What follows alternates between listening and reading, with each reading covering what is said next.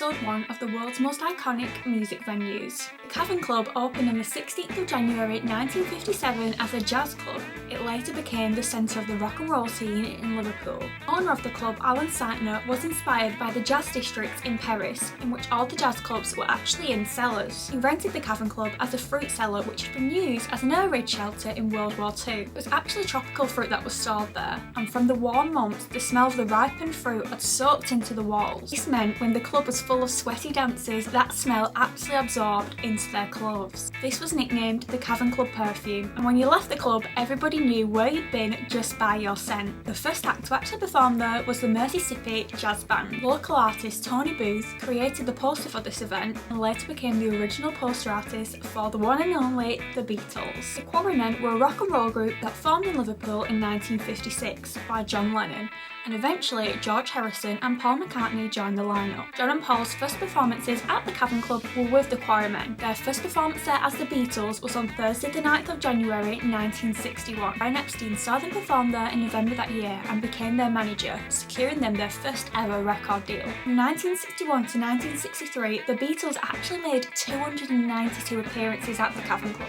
with their last one occurring on the 3rd of August 1963, a month after they recorded She Loves You and just 6 months before their first trip to America. Beatlemania had well and truly taken over the UK at this point, and they were just too big to perform at the Cavern Club.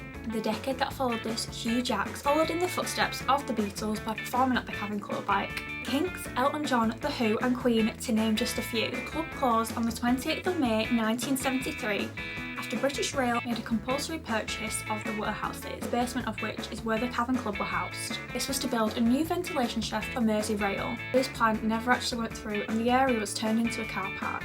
A new Cavern Club opened on 7 Matthew Street and was later renamed the Revolution Club. This then shut down and reopened as Eric's, which was a notable venue in itself in the 1970s. The club was taken over by Liverpool FC player Tommy Smith and was made to resemble the original Cavern Club as close as possible. It now has about 40 live bands play there every week. From tribute acts, original artists and huge artists even still make appearances there for warm-up gigs.